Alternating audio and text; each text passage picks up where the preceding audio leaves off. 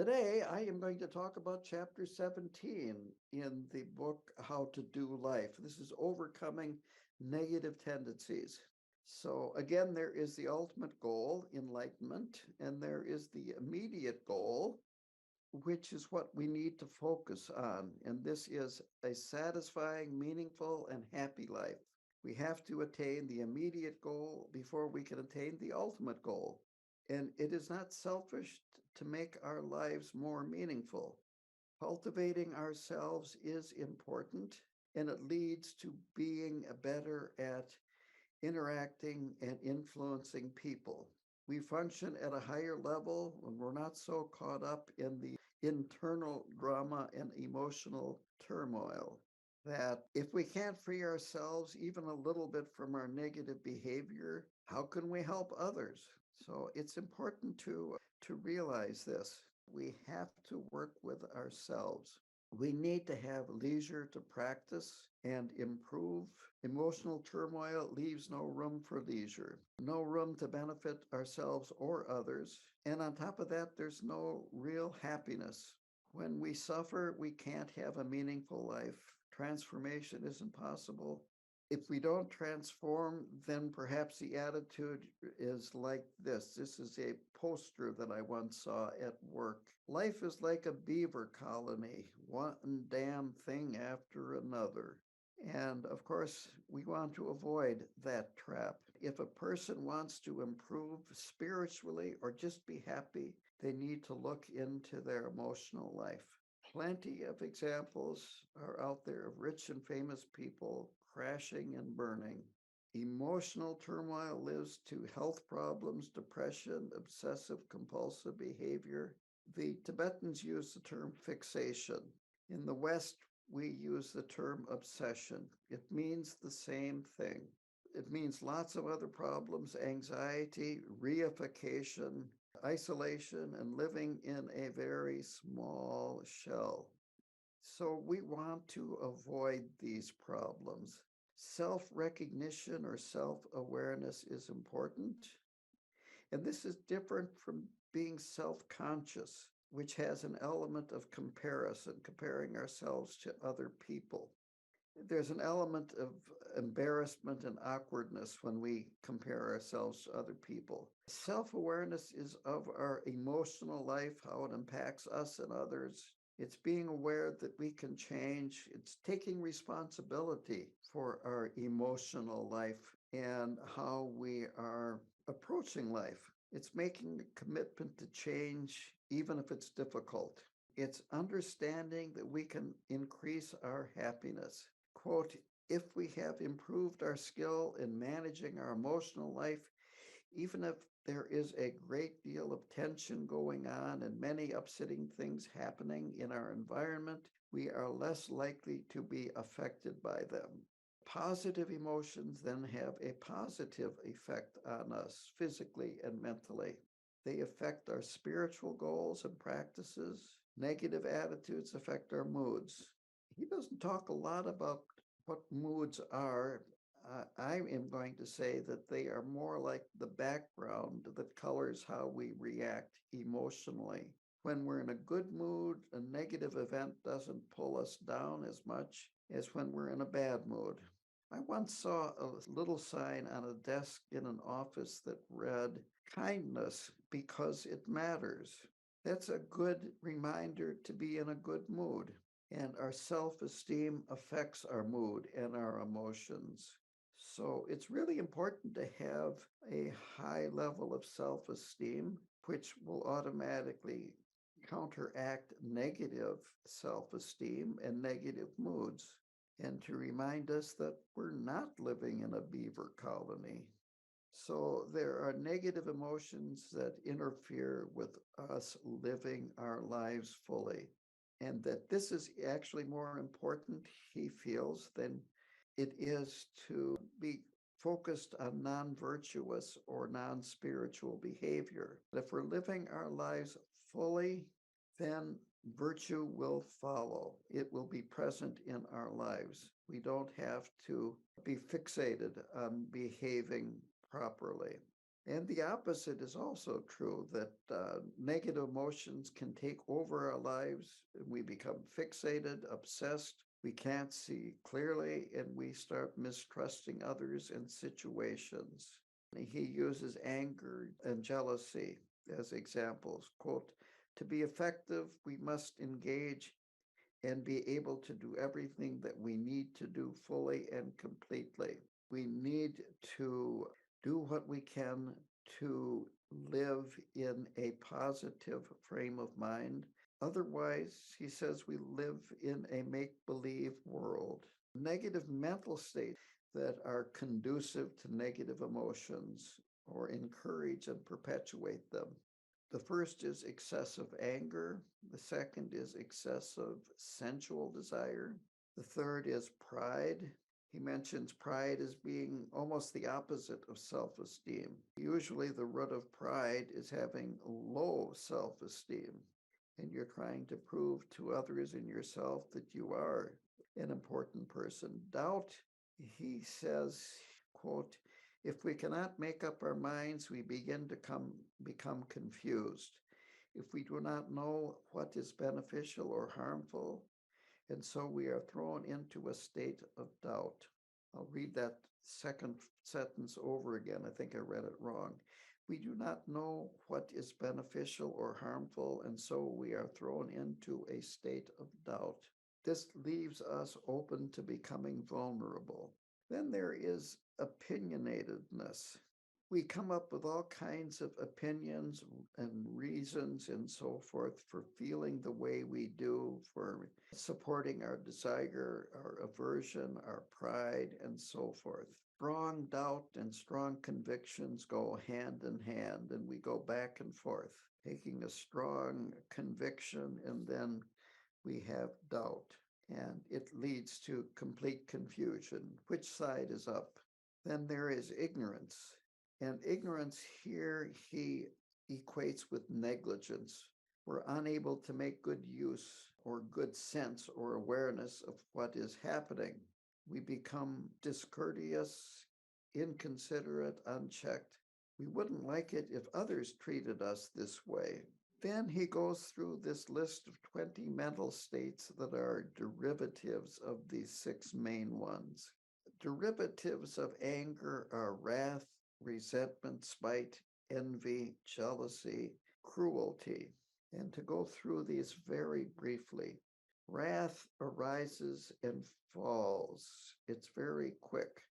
Spite and resentment last longer and are more like a disposition. Jealousy relates to how people we see as equals.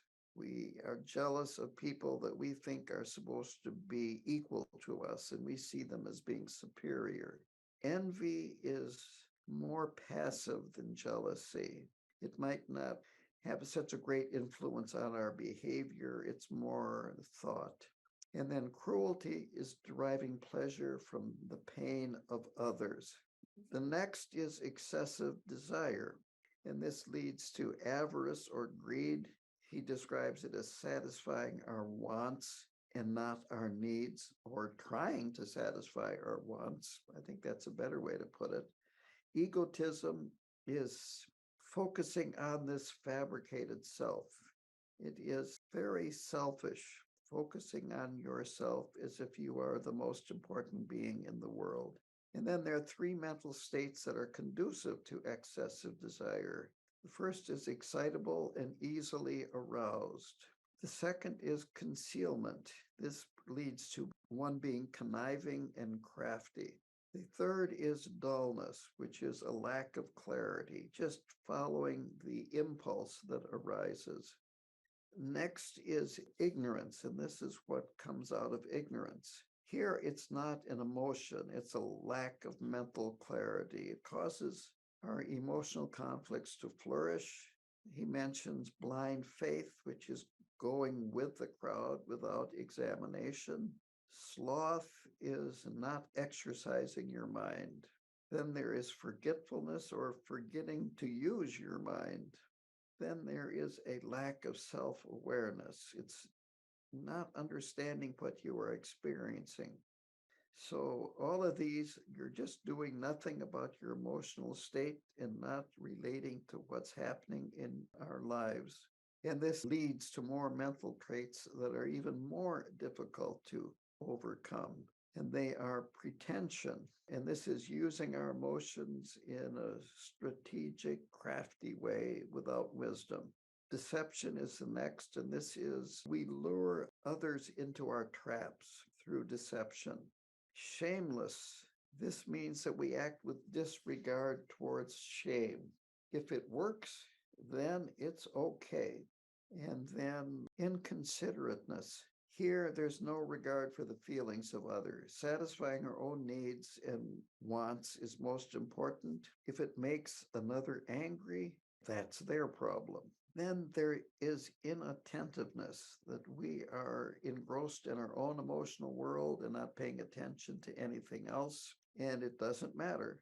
The last one is distraction, and this is the mind is completely scattered. There's just no control of your mind, it just goes wherever.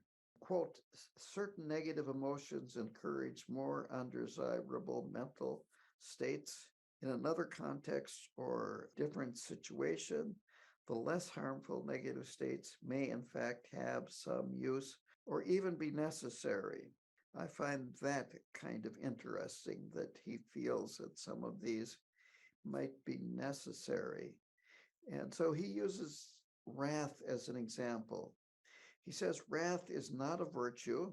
It's interesting. He said there's no idea of social indignation in the face of social injustice in Buddhism, but it may be appropriate that the wrath is momentary and does not have the element of powerlessness in it when he's talking about being appropriate. Here is another one, and that is desire. It can be a motivation to do virtuous things, to engage in self transformation, to have more intimate relationships, more meaningful relationships, to have more meaning in life, and to practice more. It can even be useful if you're wanting to pursue a better job or other interest. This type of desire can actually coincide with your spiritual goals and propel you. It's when desire becomes a fixation that a problem arises, that attachment to ideas lead to dogmatism and opinionatedness. And desire can be so strong that it's like being addicted to a drug. The desire controls us and we are out of control. We need to look closely and with wisdom to distinguish between positive and negative. What are healthy and unhealthy emotional states? He notices that fear and anxiety are not on this list, that fear can make us more cautious, which is beneficial if we need to be more cautious, but more often than not is negative. So we need to have the wisdom to distinguish what is good to have fear towards and when fear is a problem.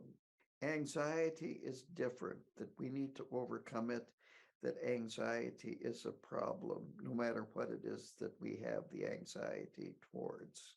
I will say, in the weather that we've been having, it's good to drive cautiously, to realize that the roads are in very poor condition and it's difficult to stay on the road, to stop quickly, and that there are other people on the road that are having trouble controlling their car, and to just realize that this is a time to be cautious. On the other hand, if you start getting anxiety attacks because of driving is too scary for you, that can be a huge problem. The more we connect with our experience, the better we can discern the difference between what is to be feared and what is not to be feared. Fear of destructive emotions is good, and through meditation practice, we can develop this discernment. The things that we can do is work towards lessening our suffering and that of others, increasing our happiness and the happiness of others. And there's a balance in this way of we need to work for our own happiness and also work for the happiness of others. It's not that we just work for the happiness of others and have no concern for ourselves. A bodhisattva can do that, but we're not bodhisattvas. We need to do self cultivating to help ourselves grow spiritually, increase our consideration for others, as well as grow in a way that allows us to function well when we're with other people. Healthier attitudes build our character. When that happens, this increases our self esteem. That leads to a better view and outlook of ourselves and of life. This leads to better moods. And all of this then reduces negativity and lessens the impact negativity has on our daily lives. Our negative habitual patterns weaken, become less frequent and less intense. Healthy emotions crowd out the unhealthy ones. We don't need to focus as much on overcoming unhealthy ones. If we put our attention on developing positive emotions and mental states, less attention is needed for the negative ones. And he finishes with a quote. Once we develop more insight and recognize what is going on in the mind, we try to address it by counterbalancing.